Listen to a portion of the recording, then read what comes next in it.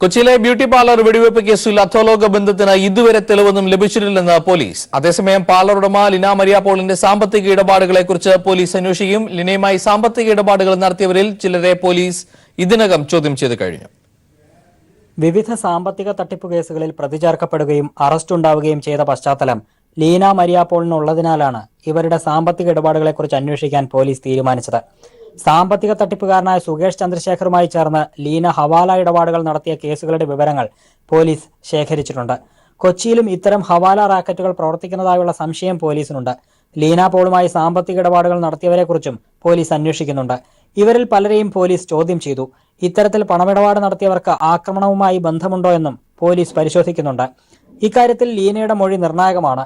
രവി പൂജാരിയുടെ പേരിൽ തനിക്ക് ഫോൺ ഭീഷണി വന്നെങ്കിലും അത് രവി പൂജാരി തന്നെയാണോ എന്ന കാര്യത്തിൽ സംശയമുണ്ടെന്നും ലീന ഫോണിൽ പ്രതികരിച്ചു.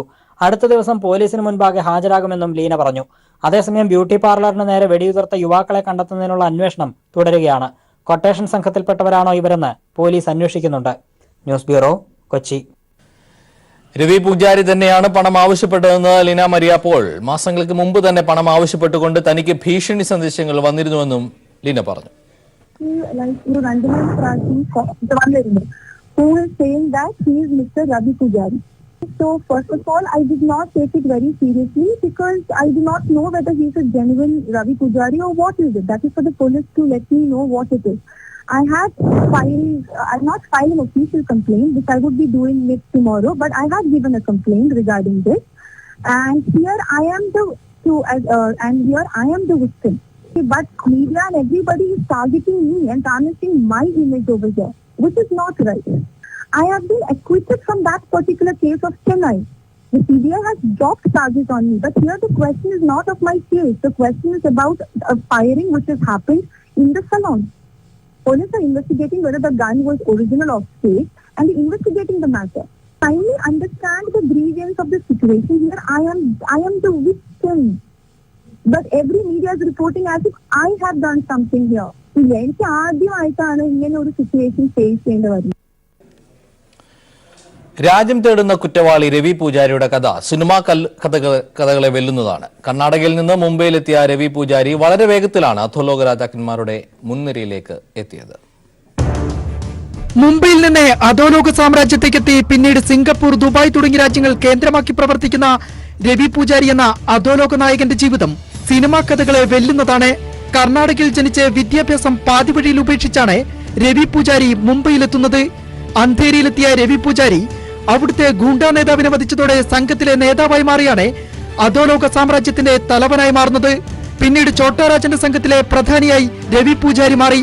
തുടർന്ന് 3 വർഷത്തോളം ചോട്ടാരാജന്റെ സംഘത്തിൽ നിന്നതിന് ശേഷം പൂജാരി ദുബായിലേക്ക് കടന്നു. ദുബായിലും മുംബൈ അധോലോകത്തിന്റെ ബന്ധങ്ങളും ഹവാല ഇടപാടുകളും രവി പൂജാരി സമർത്ഥമായി പല ഘട്ടങ്ങളിലും ഉപയോഗിക്കുകയും ചെയ്തു. 90കളുടെ മധ്യത്തിൽ ദുബായിലേക്ക് കടന്ന രവി പൂജാരി ആദ്യം റിയൽ എസ്റ്റേറ്റ് മേഖലയിലാണ് കൈവച്ചത്. ഭീഷണിയും ഗുണ്ടാപ്പിരിവുമായി ദുബായിലും അധോലോക സാമ്രാജ്യം വ്യാപിപ്പിക്കുകയും ചെയ്തു. നിലവിൽ കറാച്ചി ആസ്ഥാനമാക്കി പ്രവർത്തിക്കുന്ന ദാവൂദ് ഇബ്രാഹിം ചോട്ടാരാജനെ വധിക്കാൻ പദ്ധതിയിട്ടതോടെ രവി പൂജാരി അധോലോകവുമായി അകലം പാലിച്ചു തുടങ്ങി. നിലവിൽ ഓസ്ട്രേലിയ കേന്ദ്രമാക്കിയാണ് രവി പൂജാരിയുടെ ഇപ്പോഴത്തെ പ്രവർത്തനം. ഇപ്പോഴും പണം തട്ടലും ഭീഷണിയുമായി രവി പൂജാരി വിലസുന്നുണ്ടെന്നാണ് കൊച്ചിയിലെ സംഭവവും സൂചിപ്പിക്കുന്നത്. News desk. ട്രാൻസ്ജെൻഡേഴ്സ് ശബരിമലയിൽ പോകുന്ന വിഷയത്തിൽ വ്യക്തത വരുത്തി കോട്ടയം SP. നിയമപരമായ വ്യക്തത വേണമെന്ന് SP. ഹൈക്കോടതി നിയോഗിച്ച 3-അംഗ സമിതിയുടെ ഉപദേശം തേടും. നിരീക്ഷണ സമിതിയുടെ തീരുമാനമനുസരിച്ചായിരിക്കും ഭാവി നടപടികളെന്നും SP പറഞ്ഞു. ഹൈക്കോടതിയുടെ നിരീക്ഷക സമിതിയോട് ആലോചിച്ച ശേഷം തീരുമാനമെടുക്കുമെന്ന് ട്രാൻസ്ജെൻഡേഴ്സ് പ്രതിനിധികളും വ്യക്തമാക്കി. അവന്തിക, അനന്യ, തൃപ്തി, രഞ്ജുമോൾ എന്നീ ട്രാൻസ്ജെൻഡറുകളാണ് ശബരിമല ദർശനത്തിനായി പുലർച്ചെ 3 മണിയോടെ എരുമേലിയിലെത്തിയത്. ഇവർ സ്ത്രീവേഷത്തിൽ ശബരിമലയിൽ പോയാൽ 4 പേരുടെ സുരക്ഷ സംബന്ധിച്ച കാര്യത്തിൽ ആശങ്കയുണ്ടെന്നും സ്ത്രീവേഷം മാറ്റണമെന്നും പോലീസ് വ്യക്തമാക്കി. പോലീസിന്റെ ആവശ്യം തള്ളിയതിനെ തുടർന്ന് ഇവർ കോട്ടയത്തെത്തി ജില്ലാ പോലീസ് മേധാവി ഹരിശങ്കറുമായി കൂടിക്കാഴ്ച നടത്തി. വിഷയത്തിൽ നിയമപരമായ വ്യക്തത വരുത്തേണ്ടതുണ്ടെന്ന് ജില്ലാ പോലീസ് മേധാവി ഹരിശങ്കർ പറഞ്ഞു. ചില വിഷയങ്ങളിൽ ഒരു ലീഗലായിട്ടുള്ള ഒരു ക്ലാരിറ്റി വന്നാൽ മാത്രമേ മറ്റ് അടുത്ത സ്റ്റെപ്പിലേക്ക് നമുക്ക് കടക്കാൻ സാധിക്കുകയുള്ളൂ. അപ്പോൾ അതുകൊണ്ട് തന്നെ ഇപ്പോൾ ബഹുമാനപ്പെട്ട ഹൈക്കോടതി ഒരു നിരീക്ഷക സമിതിയെ വെച്ചിട്ടുണ്ട്. അപ്പോൾ ആ സമിതിക്ക് മുമ്പാകെ ഒരു അപേക്ഷ നൽകാനായിട്ട് അവർ അഡ്വൈസ് ചെയ്യും. അതിനുശേഷം ഒരു ക്ലാരിറ്റി വന്നതിന് ശേഷം മതിയായ പോലീസ് സുരക്ഷ നൽകും. അല്ല, ഇവിടെ അങ്ങനെ ഒരു അറിയിപ്പ് കിട്ടിയിട്ടില്ല. ഞങ്ങൾ ഇന്നലെ വൈകുന്നേരമാണ് ഈ വിഷയത്തെക്കുറിച്ച് അറിയുന്നത്. അപ്പോൾ അതിലൊരു ലീഗൽ ക്ലാരിറ്റി ആയിട്ടില്ല എന്ന് പറഞ്ഞതിനെ തുടർന്നാണ് അവരോട് ഒരു വിദഗ്ധ സമിതിക്ക് മുമ്പാകെ ഒരു പരാതി കൊടുത്ത് ഒരു ക്ലാരിറ്റി ഉണ്ടാക്കിയതിനു ശേഷം ഫർദർ സ്റ്റെപ്പിലേക്ക് പോകാൻ നമ്മൾ അഡ്വൈസ് ചെയ്തു. ദർശനത്തിന് അനുമതി തേടി ഹൈക്കോടതി നിയോഗിച്ച നിരീക്ഷണ സമിതിക്ക് അപേക്ഷ നൽകുമെന്ന് 4-അംഗ സംഘം വ്യക്തമാക്കി. പെട്ടെന്നുള്ള ഞങ്ങളുടെ ശബരിമല ദർശനം സാധ്യമാക്കുന്നതിനും ട്രാൻസ്ജെൻഡേഴ്സിന് വേണ്ടിയുള്ള ഒരു സ്പേസ് ഉണ്ടാക്കിയെടുക്കുന്നതിനും വേണ്ടി ഞങ്ങളിപ്പോൾ ഞങ്ങൾ തിരുവനന്തപുരത്ത് ഹേമചന്ദ്രൻ IPS അവർകളെ കാണാൻ പോവുകയാണ്. ഒപ്പം അദ്ദേഹത്തോടൊപ്പം തന്നെ അദ്ദേഹത്തിൻ്റെ പാനലിലുള്ള മറ്റ് 2 ജസ്റ്റിസ് രാമനെയും അവർകളെയും അതുപോലെ ജസ്റ്റിസ് സിരിജൻ അവർകളെയും ഞങ്ങൾ കാണാൻ വേണ്ടി പോവുകയാണ്. അവിടെ ദേവസ്വം ശബരിമല ഹൈക്കോടതി നിരീക്ഷണ കമ്മിറ്റിയിലുള്ളവരാണ്. അപ്പോൾ അവരാണ് ഇതിലൊരു പ്രധാനപ്പെട്ട തീരുമാനം എടുക്കേണ്ടതെന്നാണ് ഹരിസാർ പറഞ്ഞു തന്നത്. അതേസമയം എരുമേലി സ്റ്റേഷനിൽ വെച്ച് പോലീസ് അപമര്യാദയെ പെരുമാറിയെന്നാരോപിച്ച് ജില്ലാ പോലീസ് മേധാവിക്ക് പരാതി നൽകിയിട്ടുണ്ട്. News bureau, Kottayam. നിലവിലെ സാഹചര്യത്തിൽ ശബരിമലയിൽ നടവരവിലും പ്രസാദ വിതരണത്തിലും വർധനവുണ്ടെന്ന് ദേവസ്വം പ്രസിഡന്റ് A. പത്മകുമാർ ചില മാധ്യമങ്ങളും സംഘടനകളും നടത്തുന്ന നുണപ്രചരണങ്ങൾ ബോർഡിന് കീഴിലുള്ള മറ്റു ക്ഷേത്രങ്ങളെയും ബാധിക്കുമെന്നും അദ്ദേഹം പറഞ്ഞു. സന്നിധാനത്ത് വിളിച്ചു ചേർത്ത വകുപ്പ് തല യോഗത്തിന് ശേഷം സംസാരിക്കുകയായിരുന്നു A. പത്മകുമാർ. മണ്ഡലകാലം ആരംഭിച്ച് 1 മാസമായതിന്റെ പശ്ചാത്തലത്തിലാണ് സന്നിധാനത്ത് ദേവസ്വം പ്രസിഡന്റ് A. പത്മകുമാറിന്റെ നേതൃത്വത്തിൽ വകുപ്പുതല യോഗം ചേർന്നത്. മകരവിളക്കുമായി ബന്ധപ്പെട്ട മുന്നൊരുക്കങ്ങൾ യോഗത്തിൽ ചർച്ച ചെയ്തു. ഇനി മുതൽ എല്ലാ ദിവസവും വകുപ്പുദ്യോഗസ്ഥരുടെ യോഗം ചേരാനും തീരുമാനമായി. സന്നിധാനത്തെ വിവിധ വിഷയങ്ങളെക്കുറിച്ച് ചില മാധ്യമങ്ങളും സംഘടനകളും തെറ്റായ പ്രചരണം നടത്തുന്നുവെന്ന് യോഗത്തിന് ശേഷം ദേവസ്വം പ്രസിഡന്റ് A. പത്മകുമാർ പറഞ്ഞു. ഇത്തരത്തിലുള്ള പ്രചരണങ്ങൾ ബോർഡിന് കീഴിലുള്ള മറ്റ് ക്ഷേത്രങ്ങളെയും ബാധിക്കും. എന്നാൽ നുണപ്രചരണങ്ങൾ വകവയ്ക്കാതെ ബോർഡിന് കീഴിലുള്ള ക്ഷേത്രങ്ങളെ സംരക്ഷിക്കുമെന്ന മുഖ്യമന്ത്രിയുടെ ഉറപ്പിൽ സന്തോഷമുണ്ടെന്നും അദ്ദേഹം കൂട്ടിച്ചേർത്തു. ഈ ശബരിമലയിൽ ഇപ്രാവശ്യം ഈ പ്രചരണത്തിന്റെ ഭാഗമായി ഒരു നയാ പൈസ പോലും ലഭിച്ചില്ലെങ്കിലും കേരളത്തിലെ 1258 ക്ഷേത്രങ്ങളെ, തിരുവിതാംകൂർ ദേവസ്വം ബോർഡിന്റെ ക്ഷേത്രങ്ങളെ സംരക്ഷിക്കാൻ സംസ്ഥാന ഗവൺമെന്റ് പ്രത്യേക ഫണ്ട് മാറ്റിവെക്കും എന്ന് മുഖ്യമന്ത്രി ഇന്നലെ പറഞ്ഞിട്ടുണ്ട്. ഗവൺമെന്റ് ഉണ്ട് ഇവിടെ കേരളത്തിൽ. ആ ഗവൺമെന്റ് ഈ ക്ഷേത്രങ്ങളെ സംരക്ഷിക്കുമെന്ന കാര്യത്തിൽ തിരുവിതാംകൂർ ദേവസ്വം ബോർഡിന് ഒരു സംശയവുമില്ല. ശബരിമലയിൽ നിലവിലെ സാഹചര്യത്തിൽ നടവരവിലും പ്രസാദ വിതരണത്തിലും വർധനവുണ്ട്. എന്നാൽ നുണപ്രചരണങ്ങൾ സാരമായി ബാധിച്ചിട്ടുണ്ടെന്നും അദ്ദേഹം കൂട്ടിച്ചേർത്തു. സന്നിധാനത്ത് തിരക്കുണ്ടാക്കുകയല്ല, മറിച്ച് സൗകര്യങ്ങളൊരുക്കി തിരക്കില്ലാതെ അയ്യപ്പനെ കാണാൻ സംവിധാനമൊരുക്കുകയാണ് ബോർഡും സർക്കാരും ചെയ്യുന്നതെന്നും അദ്ദേഹം പറഞ്ഞു. ശ്രീകോവിലിന് മുന്നിൽ ക്യാമറകൾക്കും മൊബൈൽ ഫോണുകൾക്കും നിയന്ത്രണം ഏർപ്പെടുത്തും. ശ്രീകോവിലിന്റെ ഉള്ളിലെ അയ്യപ്പന്റെ വിഗ്രഹത്തിന്റെ ചിത്രങ്ങൾ വരെ സോഷ്യൽ മീഡിയയിൽ പ്രചരിക്കുന്ന പശ്ചാത്തലത്തിലാണ് നടപടിയെന്നും അദ്ദേഹം കൂട്ടിച്ചേർത്തു. News bureau, Sannidhanam. സന്നിധാനത്ത് വൻ ഭക്തജന തിരക്ക്. മലയാള മാസം 1-ാം തീയതിയും ഞായറാഴ്ചയും ഒരുമിച്ചെത്തിയതാണ് തിരക്ക് വർദ്ധിക്കാൻ കാരണമായത്. എന്നാൽ ഈ മണ്ഡലകാലത്തെ ഏറ്റവും കൂടുതൽ അയ്യപ്പ ഭക്തന്മാരുടെ വരവ് രേഖപ്പെടുത്തിയത് ഇന്നലെയാണ്. പോലീസിന്റെ കണക്കനുസരിച്ച് ഇന്നലെ പമ്പ വഴി മാത്രം എത്തി ദർശനം നടത്തി മടങ്ങിയത് 85,000-ത്തിലധികം പേരാണ്. പമ്പ നിലയ്ക്കൽ KSRTC സർവീസും കഴിഞ്ഞ ദിവസം റെക്കോർഡ് കളക്ഷൻ നേടിയിരുന്നു. തിരക്ക് മുന്നിൽ കണ്ട് മകരവിളക്കിന് മുന്നോടിയായി എത്തുന്ന ഭക്തർക്ക് സൗകര്യങ്ങൾ ക്രമീകരിക്കുന്ന തിരക്കിലാണ് ദേവസ്വം ബോർഡ്.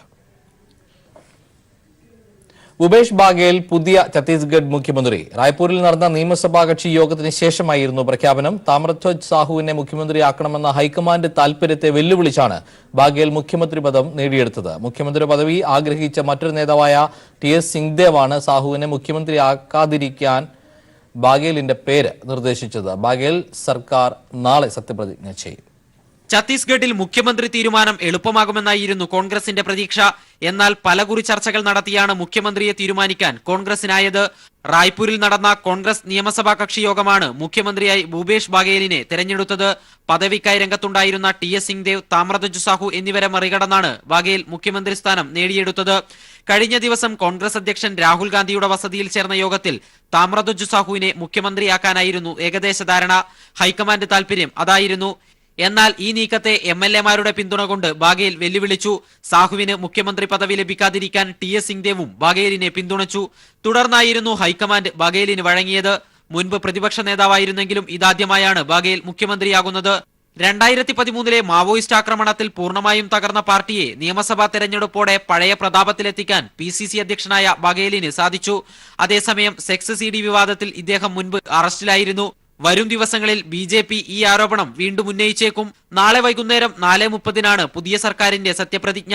രാഹുൽ ഗാന്ധി, സോണിയാഗാന്ധി ഉൾപ്പെടെയുള്ള കോൺഗ്രസ് നേതാക്കൾ ചടങ്ങിൽ പങ്കെടുക്കും. News bureau, Delhi. ഒടിയൻ സിനിമയെ ചൊല്ലി നടക്കുന്നത് വ്യക്തിപരമായ ആക്രമണമെന്ന് സംവിധായകൻ ശ്രീകുമാർ മേനോൻ കഴിഞ്ഞ കുറച്ചു നാളുകളായി തന്നെ വിവാദങ്ങളിലേക്ക് വലിച്ചിഴയ്ക്കുന്നു. അതിന്റെ കൂട്ടപ്പൊരിച്ചിലാണ് ഇപ്പോഴത്തേതെന്നും ശ്രീകുമാർ മേനോൻ. ഒടിയൻ നേടുന്നത് റെക്കോർഡ് കളക്ഷനെന്നും അദ്ദേഹം പറഞ്ഞു. ഇതൊരു മോശം സിനിമയാണ് എന്ന് ഞാൻ വിശ്വസിക്കുന്നില്ല.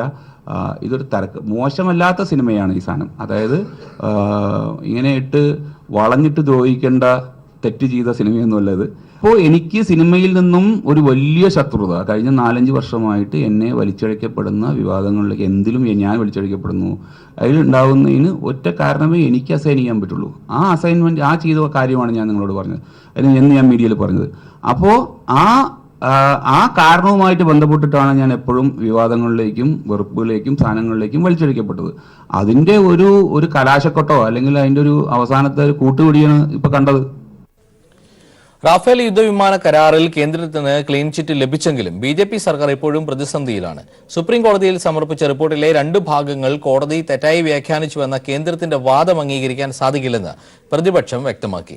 വിധി പറഞ്ഞ 3-അംഗ ബെഞ്ചിലെ ജസ്റ്റിസുമാർക്ക് എങ്ങനെയാണ് ഒരേ വരി തെറ്റായി വ്യാഖ്യാനിക്കപ്പെട്ടതെന്ന് CPIM general secretary Sitaram Yechury ചോദിച്ചു. നിയമസഭാ തെരഞ്ഞെടുപ്പിൽ കനത്ത പരാജയം ഏറ്റുവാങ്ങിയ BJPക്ക് ആകെയുള്ള ആശ്വാസം റഫേൽ വിധിയായിരുന്നു. എന്നാൽ റഫേൽ വിമാന വിലയുടെ വിശദാംശങ്ങൾ CAGക്ക് കൈമാറിയെന്നും റിപ്പോർട്ട് പാർലമെന്റിൽ സമർപ്പിച്ചെന്നും PAC പരിശോധിച്ചുമെന്നുള്ള വിധിയിലെ വാചകം ആയുധമാക്കി പ്രതിപക്ഷം രംഗത്ത് വന്നതോടെ BJP പ്രതിസന്ധിയിലായിരിക്കുകയാണ്. സീൽ ചെയ്ത കവറിൽ നൽകിയ വിധി പ്രസ്താവത്തിലെ വിധിയിൽ പിഴവുണ്ടെന്ന BJPയുടെ വാദം അംഗീകരിക്കാൻ സാധിക്കില്ലെന്നും ശക്തമായ പ്രതിഷേധവുമായി മുന്നോട്ടു പോകാനാണ് തീരുമാനമെന്നും പ്രതിപക്ഷം അറിയിച്ചിട്ടുണ്ട്. അടുത്ത മാസം 2-ന് തിരുത്തൽ അപേക്ഷ കോടതിയെ ശ്രദ്ധയിൽപ്പെടുത്തുമെന്നാണ് കേന്ദ്രം അറിയിച്ചിരിക്കുന്നത്. സുപ്രീം കോടതിയിൽ സമർപ്പിച്ച റിപ്പോർട്ടിലെ 2 ഭാഗങ്ങൾ കോടതി തെറ്റായി വ്യാഖ്യാനിച്ചുവെന്നാണ് കേന്ദ്രത്തിന്റെ വാദം. എന്നാൽ 3 ജസ്റ്റിസുമാർ ബെഞ്ചിലുണ്ടായിട്ടും എല്ലാവർക്കും എങ്ങനെയാണ് ഒരേ വരി തെറ്റിപ്പോയതെന്നും CPIM general secretary Sitaram Yechury ചോദിച്ചു. കോടിക്കണക്കിന് രൂപയുടെ പൊതുമുതലിൽ അഴിമതി കാട്ടിയ റഫേൽ കരാറിന്റെ സത്യാവസ്ഥ പുറത്തുവരണമെങ്കിൽ JPC അന്വേഷണം അനിവാര്യമാണെന്ന് CPIM ആവശ്യപ്പെട്ടു. കേസിൽ കേന്ദ്രം സുപ്രീം കോടതിയെ കബളിപ്പിച്ചു എന്നുള്ള പ്രതിപക്ഷ ആരോപണം ശക്തമായതോടെയാണ് കേന്ദ്രം സുപ്രീം കോടതിയെ സമീപിക്കാൻ നിർബന്ധിതരായത്. കോടതിയെ കബളിപ്പിച്ചതാണെന്ന് ജസ്റ്റിസുമാർക്ക് മനസ്സിലായ കേന്ദ്ര സർക്കാരിന് ലഭിക്കുന്ന പ്രഹരം അതിതീവ്രമായിരിക്കുമെന്നാണ് അഭിഭാഷകർ സൂചിപ്പിക്കുന്നത്. രാഷ്ട്രീയപരമായും BJP ആടിയുലയും. News bureau, Delhi. താൻ വനിതാ മതിലിനൊപ്പമെന്ന് നടി മഞ്ജു വാര്യർ. നവോത്ഥാന മൂല്യം സംരക്ഷിക്കണമെന്നും സ്ത്രീ പുരുഷ സമത്വം അനിവാര്യമെന്നും മഞ്ജു. കേരളം മുന്നോട്ട് പോകട്ടെ എന്നും മഞ്ജുവിന്റെ ആശംസകൾ. നവോത്ഥാന മൂല്യങ്ങൾ സംരക്ഷിക്കണം, സ്ത്രീ പുരുഷ സമത്വം അനിവാര്യം, മുന്നോട്ട് പോകട്ടെ കേരളം. ഞാൻ വനിതാ മതിലിനൊപ്പം. നവോത്ഥാന മൂല്യങ്ങൾ ഉയർത്തിപ്പിടിച്ച് ജനുവരി 1-ന് നടക്കുന്ന വനിതാ മതിലിൽ പ്രവാസി സമൂഹത്തിന്റെ പിന്തുണയും ഐക്യദാർഢ്യവും വേണമെന്ന് CPIM നേതാവും മുൻ MP-യുമായ NN കൃഷ്ണദാസ്. ദുബായിൽ കൈരളി പീപ്പിൾ TVയോട് സംസാരിക്കുകയായിരുന്നു അദ്ദേഹം. നവകേരളം സൃഷ്ടിക്കാൻ പ്രവാസി മലയാളികൾ നൽകുന്ന സംഭാവനകൾ വളരെ വലുതാണെന്നും NN കൃഷ്ണദാസ് പറഞ്ഞു. പ്രവാസി മലയാളികളുടെ ക്ഷേമത്തിനു വേണ്ടി മുഖ്യമന്ത്രി പിണറായി വിജയന്റെ നേതൃത്വത്തിൽ സർക്കാർ നടത്തുന്ന ശ്രമങ്ങൾ പ്രവാസ ലോകത്തെ പരക്കെ അംഗീകരിക്കപ്പെടുന്നുണ്ടെന്ന് NN കൃഷ്ണദാസ് പറഞ്ഞു. ദുബായിൽ കൈരളി പീപ്പിൾ TV വാർത്തയോട് സംസാരിക്കുകയായിരുന്നു അദ്ദേഹം. ശ്രീ പിണറായി വിജയന്റെ നേതൃത്വത്തിലുള്ള ഇടതുപക്ഷ ജനാധിപത്യ മുന്നണി ഗവൺമെന്റ് പ്രവാസികളായ മലയാളികളുടെ ക്ഷേമത്തിനും അവരുടെ ഉന്നമനത്തിനും വേണ്ടി നിരവധിയായ പുതിയ പദ്ധതികൾക്കാണ് ആവിഷ്കാരം നൽകിയിട്ടുള്ളത്. ചരിത്രത്തിലെ ഏറ്റവും വലിയ ഒരു പ്രളയത്തിനായിരുന്നു പോയ മാസങ്ങളിൽ നമ്മുടെ സംസ്ഥാനം സാക്ഷ്യം വഹിച്ചത്. വലിയ തകർച്ച അതിൻ്റെ ഭാഗമായി കേരളത്തിനുണ്ടായിരുന്നു. എന്നാൽ കേരള സർക്കാർ പ്രളയാനന്തരം കേരളത്തെ സമ്പൂർണമായും നവകേരളമാക്കി പുതുക്കി പണിയുന്നതിന് വേണ്ടിയാണ് പരിശ്രമിച്ചുകൊണ്ടിരിക്കുന്നത്. നവോത്ഥാന മൂല്യങ്ങൾ സംരക്ഷിക്കാൻ ഒരുക്കുന്ന വനിതാ മതിൽ വിജയിപ്പിക്കാൻ പ്രവാസ ലോകത്തെ സ്ത്രീ സമൂഹത്തിന്റെ ഐക്യദാർഢ്യവും പിന്തുണയും വേണമെന്നും NN കൃഷ്ണദാസ് പറഞ്ഞു. കേരളത്തിന്റെ നവോത്ഥാന പാരമ്പര്യം ഉയർത്തിപ്പിടിച്ച് നവോത്ഥാന മൂല്യങ്ങളുടെ ലക്ഷ്യങ്ങളിലേക്ക് സ്ത്രീ സമൂഹത്തെ കൂടി ഉയർത്തിയെടുക്കുക എന്ന ലക്ഷ്യത്തിലാണ് ഉൽപ്പതിഷ്ണുക്കളായ കേരളത്തിലെ സ്ത്രീ സമൂഹം മുഴുവൻ ഉയർത്തെഴുന്നേറ്റ് ഈ വനിതാ മതിൽ സംഘടിപ്പിക്കാൻ വേണ്ടി മുന്നോട്ട് വരുന്നത്. News bureau, Dubai. അനാചാരങ്ങൾ ഇല്ലാതാക്കാൻ മുഴുവൻ വനിതകളും ജാതിമത ഭേദമന്യേ വനിതാ മതിലിൽ അണിചേരണമെന്ന് എഴുത്തുകാരി ശാരദക്കുട്ടി. പോയ കാലങ്ങളിൽ സ്ത്രീകൾ ഉൾപ്പെടെയുള്ളവരുടെ പോരാട്ടങ്ങൾ കൊണ്ടാണ് ആധുനിക ലോകത്ത് വനിതകൾക്ക് മുന്നേറ്റമുണ്ടായതെന്നും അവർ പറഞ്ഞു. സ്ത്രീവിരുദ്ധവും പുരുഷാധികാരബദ്ധവും പുരുഷപരവും ജാതീയവുമായ ഒരുപാട് അനാചാരങ്ങൾ, അത്യാചാരങ്ങൾ നമ്മുടെ സമൂഹത്തിൽ നമ്മുടെയൊക്കെ ഉള്ളിലുണ്ടായിരുന്നു എന്നുള്ളത് അറിയാനുള്ള ഒരു നിമിത്തമാവുകയായിരുന്നു ഈ ശബരിമല വിഷയം വരുന്നത്. അങ്ങേയറ്റം സ്ത്രീവിരുദ്ധമായ അത്യാചാരങ്ങൾ നിലനിൽക്കുന്ന ഒരു സമൂഹത്തിൽ സ്ത്രീകൾ പോലും ഞങ്ങൾ അശുദ്ധരാണ് എന്ന് പ്രഖ്യാപിച്ചുകൊണ്ട് നിരനിരയായി സ്ത്രീകൾ വീട്ടിൽ നിന്ന് പുറത്തേക്ക് ഇറങ്ങുമ്പോൾ ഇത് മാത്രമല്ല സ്ത്രീകൾ, ഇങ്ങനെ മാത്രമല്ല സ്ത്രീകൾ, വളരെ ശക്തമായി സാമൂഹിക അസമത്വങ്ങൾക്കെതിരെ സമരം ചെയ്ത, പ്രതിരോധിച്ച ഒരുപാട് സ്ത്രീകൾ നൽകിയ ബലത്തിലും കരുത്തിലുമാണ് ഇന്ന് ഈ സ്ത്രീകൾ സമൂഹ മധ്യത്തിൽ സമരം ചെയ്യാൻ ഇറങ്ങുന്നത്. അവർ പോലും മാറുമറച്ചും ശരീരം മറച്ചും ധാരാളം ശമ്പളം കയ്യിൽ വാങ്ങിക്കൊണ്ടും ധാരാളം വിദ്യാഭ്യാസം നേടിക്കൊണ്ടും ഒക്കെ അവർ ചെയ്യുന്ന ഈ സമരത്തിന് വലിയ സമരങ്ങളുടെ പിൻബലമുണ്ടായിരുന്നു എന്നുള്ളത് അറിയണമെങ്കിൽ തീർച്ചയായിട്ടും ഒരു പ്രതിരോധത്തിൻ്റെതായ മറ്റൊരു പെൺമതിൽ ഇവിടെ അത്യാവശ്യമാണ്. ആ പെൺമതിലിന് ആശംസ നേരുക എന്നുള്ളത്, ആ പെൺമതിലിനൊപ്പം നിൽക്കുക എന്നുള്ളത് സാമൂഹ്യ ബോധമുള്ള, ഉത്തരവാദിത്ത ബോധമുള്ള ഏതൊരു സ്ത്രീയുടെയും കടമയാണെന്ന് ഞാൻ വിചാരിക്കുന്നു. ഫാസിസത്തിനും വർഗീയതയുടെ തിട്ടൂരങ്ങൾക്കും കലാകാരന്മാർ വഴങ്ങരുതെന്ന് മുഖ്യമന്ത്രി പിണറായി വിജയൻ പറഞ്ഞു. കലാരംഗത്തും സാഹിത്യരംഗത്തുമുള്ള സ്വാതന്ത്ര്യം ഇത്രമേൽ പരിമിതപ്പെട്ട സമയം രാജ്യത്ത് വേറെയില്ല എന്ന് മുഖ്യമന്ത്രി ചൂണ്ടിക്കാട്ടി. ദില്ലിയിൽ ഗുരു ഗോപിനാഥ് പ്രഥമ ദേശീയ നാട്യ പുരസ്കാരം പത്മഭൂഷൺ ഡോക്ടർ കനക് റെല്ലയ്ക്ക് സമ്മാനിച്ച് സംസാരിക്കുകയായിരുന്നു മുഖ്യമന്ത്രി. ഇന്ത്യൻ നടനകലയുടെ അനശ്വര പ്രതിഭ ഡോക്ടർ ഗുരു ഗോപിനാഥിന്റെ സ്മരണാർത്ഥം കേരള സർക്കാർ ഏർപ്പെടുത്തിയ പ്രഥമ ദേശീയ നാട്യ പുരസ്കാരം ദില്ലിയിൽ മുഖ്യമന്ത്രി നർത്തകി പത്മഭൂഷൺ കനക് റെല്ലയ്ക്ക് സമ്മാനിച്ചു. പ്രശസ്ത നൃത്ത പ്രതിഭകളായ മല്ലിക സാരാഭായി, നവതേജ് സിംഗ് ജോഹർ എന്നിവർ അധ്യക്ഷരായ സമിതിയാണ് പ്രഥമ ദേശീയ പുരസ്കാര ജേതാവിനെ നിർണയിച്ചത്. കലാരംഗത്തെ സ്വാതന്ത്ര്യം പരിമിതപ്പെടുത്തുകയാണ് ഫാസിസ്റ്റ് ശക്തികളെന്ന് ചൂണ്ടിക്കാട്ടിയ മുഖ്യമന്ത്രി ഇത്തരം നീക്കങ്ങൾക്കെതിരെ കലാകാരന്മാർ പ്രതികരിക്കണമെന്ന് വ്യക്തമാക്കി. കല പ്രതിരോധമാവേണ്ട ഒരു കാലഘട്ടത്തിലാണ് നാം ഇന്ന് ജീവിക്കുന്നത്. മൂലധനവും വർഗീയ രാഷ്ട്രീയവും ചേർന്ന് നടത്തുന്ന ഇത്തരം മതേതര ജനാധിപത്യ വിരുദ്ധ പ്രവർത്തനങ്ങളെ തുറന്നു കാട്ടാനുള്ള ചുമതല കലാകാരന്മാർക്കും സാംസ്കാരിക പ്രവർത്തകർക്കുമുണ്ട്. കാരണം കല നിശബ്ദമാകുന്നിടത്ത് ഫാസിസം വേരുപിടിക്കും. തനിക്ക് ചുറ്റുമുള്ള അനീതികൾക്കെതിരെ പ്രതികരിക്കുന്ന കലാകാരന്മാർ, എഴുത്തുകാർ, സാംസ്കാരിക പ്രവർത്തകർ തുടങ്ങിയവർ നമ്മുടെ രാജ്യത്ത് വേട്ടയാടപ്പെടുകയാണ്. സാംസ്കാരിക വകുപ്പ് മന്ത്രി A K Balan, Guru Gopinath Natanagramam vice chairman K C Vikraman തുടങ്ങിയവർ സന്നിഹിതരായിരുന്നു. നാടകകൃത്ത് ഓംചേരി എൻ എൻ പിള്ളയുടെ ആകസ്മികമെന്ന ഓർമ്മക്കുറിപ്പുകളും മുഖ്യമന്ത്രി മറ്റൊരു ചടങ്ങിൽ വെച്ച് ദില്ലിയിൽ പ്രകാശനം ചെയ്തു. News bureau, Delhi. സംസ്ഥാന കോൺഗ്രസിൽ പുനഃസംഘടനാ ചർച്ചകൾ അന്തിമഘട്ടത്തിലാണെന്നും ഭാരവാഹികളുടെ എണ്ണം കുറയ്ക്കണമെന്നാണ് തന്റെ വ്യക്തിപരമായ അഭിപ്രായമെന്നും മുല്ലപ്പള്ളി രാമചന്ദ്രൻ. ലോക്സഭാ തെരഞ്ഞെടുപ്പിന് മുമ്പ് പുനഃസംഘടന ഉണ്ടാകുമെന്നും KPCC പ്രസിഡന്റ് മുല്ലപ്പള്ളി രാമചന്ദ്രൻ പറഞ്ഞു. ഞാനിപ്പോഴും KPCC അധ്യക്ഷനായ ശേഷം തീർച്ചയായിട്ടും ഒരു പുതിയ ഭാരവാഹികളുടെ ഒരു സംഘം എനിക്ക് ഉണ്ടാകണമെന്നത് അനിവാര്യമാണ്. കാരണം ഭാരിച്ച ഉത്തരവാദിത്തമാണുള്ളത്. ആ ലോക്സഭാ തെരഞ്ഞെടുപ്പ് നേരിടണമെങ്കിൽ ഒരു കൂട്ടായ നേതൃത്വം ഈ സംസ്ഥാനത്ത് അനിവാര്യമാണ് എന്ന് ഞാൻ വിശ്വസിക്കുന്നു. എല്ലാവരെയും സംയോജിപ്പിച്ചുകൊണ്ട് പോകാൻ അത് അനിവാര്യമാണ്. പാർട്ടിയിൽ തീർച്ചയായിട്ടും ആവേശവും ഉണർവൊക്കത്തിനും ഉണ്ടാകണമെങ്കിൽ അത്തരം ഒരു പുതിയ ലീഡർഷിപ്പ് ഉണ്ടായേ മതിയാവുകയുള്ളൂ. ഇത് സംബന്ധമായ ചർച്ചകൾ ഇതിനകം നടന്നു കഴിഞ്ഞിരിക്കുന്നു. ഞാൻ കഴിഞ്ഞ ആഴ്ച ഡൽഹിയിലുണ്ടായിരുന്നു. ഞാൻ ഇന്ന് വീണ്ടും ഡൽഹിയിലേക്ക് പോന്നിട്ട് ഇത് സംബന്ധമായിട്ടുള്ള ചർച്ചകൾ ഏറെക്കുറെ അന്ത്യഘട്ടത്തിൽ എത്തിക്കഴിഞ്ഞിരിക്കുന്നു. വ്യക്തിപരമായിട്ട് എൻ്റെ അഭിപ്രായം, എൻ്റെ വ്യക്തിപരമായ അഭിപ്രായമല്ല സംഘടന അഭിപ്രായം. വ്യക്തിപരമായിട്ട് ഞാൻ തുടക്കത്തിൽ തന്നെ വലിയ കമ്മിറ്റികൾ ഉണ്ടാകാൻ പാടില്ല എന്ന് പലപ്പോഴും ഞാൻ പറഞ്ഞിട്ടുള്ളതാണ്. അതിൽ തന്നെ ഉറച്ചു നിൽക്കാൻ ഞാൻ ആഗ്രഹിക്കുന്നത് നല്ല ഗുണനിലവാരമുള്ള കമ്മിറ്റി ആയിരിക്കണം. ഒരു ക്വാളിറ്റേറ്റീവായിട്ട് എടുത്തു പറയാൻ പറ്റുന്ന ഒരു കമ്മിറ്റി ആയിരിക്കണം. കേരളത്തിന്റെ പ്രളയാനന്തര പുനർനിർമ്മാണത്തിന് UNDP റിപ്പോർട്ട് തയ്യാറാക്കുന്നു. UNDP നേതൃത്വത്തിൽ വിദഗ്ധർ പങ്കെടുത്ത ശില്പശാല കോഴിക്കോട് നടന്നു. പരിസ്ഥിതി ദുർബല പ്രദേശങ്ങളിലെ നിർമ്മാണം, ഭൂമിയുടെ ഘടന എന്നിവയാണ് പരിശോധിക്കുന്നത്. അഭിപ്രായങ്ങൾ നവകേരള സൃഷ്ടിക്കായി പ്രയോജനപ്പെടുത്തുമെന്ന് റവന്യൂ മന്ത്രി E ചന്ദ്രശേഖരൻ പറഞ്ഞു. കേരളത്തിലെ പ്രളയവും തുടർന്നുണ്ടായ നഷ്ടവും ഐക്യരാഷ്ട്രസഭയടക്കം വിവിധ ഏജൻസികൾ പ്രാഥമികമായി വിലയിരുത്തിയിരുന്നു. മാറുന്ന കാലാവസ്ഥയ്ക്കൊപ്പം കേരളം ഇനി സ്വീകരിക്കേണ്ട മുൻകരുതലുകളാണ് UNDP നേതൃത്വത്തിലുള്ള പാനൽ ചർച്ച ചെയ്യുന്നത്. പശ്ചിമഘട്ട മലനിരകളോട് ചേർന്ന ഭൂമിയുടെ സ്വഭാവം, നിർമ്മാണ പ്രവർത്തനങ്ങൾ, വീടും ഭൂമിയും നഷ്ടപ്പെട്ടവരുടെ പുനരധിവാസം, അപകട സാധ്യതകൾ എന്നിവ വിദഗ്ധർ പരിശോധിക്കും. UNDP Delhi regional director Manish Mohandas. അപ്പോൾ ഈ റൗണ്ട് ടേബിൾസ് നമ്മൾ ഉദ്ദേശിച്ചു വരുന്നത് ഇങ്ങനത്തെ ചർച്ചകൾ എൻകറേജ് ചെയ്യാനും ഗവൺമെൻറ് ഓഫ് കേരളയ്ക്ക് വേണ്ടി വരുന്ന ടെക്നിക്കൽ എക്സ്പെർട്ടീസ് നമ്മൾ ഒരേ ഒരു ഫോറത്തിൽ കൊണ്ടുവരാനുള്ള എഫേർട്ടാണ് നമ്മൾ ചെയ്തുകൊണ്ടിരിക്കുന്നത്. പ്രളയത്തിൽ വീടുകൾ തകർന്നതിലൂടെ 5400 കോടിയുടെ നഷ്ടമുണ്ടായെന്നാണ് കണക്ക്. ഇത് ഗൗരവത്തോടെ പരിശോധിക്കേണ്ടതാണെന്ന് ചർച്ചയിൽ അഭിപ്രായമുയർന്നു. നവകേരള നിർമ്മാണത്തിന് ആവശ്യമായ നിർദ്ദേശങ്ങൾ സർക്കാരിന് സഹായകമാകുമെന്ന് റവന്യൂ മന്ത്രി ഇ ചന്ദ്രശേഖരൻ പറഞ്ഞു.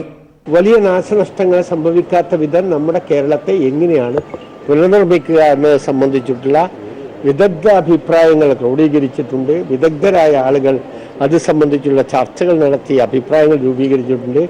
ആലപ്പുഴ ജില്ലയിലെ സാഹചര്യത്തെക്കുറിച്ച് പഠിക്കാൻ 17-ന് തിരുവനന്തപുരത്ത് UNDPയുടെ നേതൃത്വത്തിൽ യോഗം ചേരും.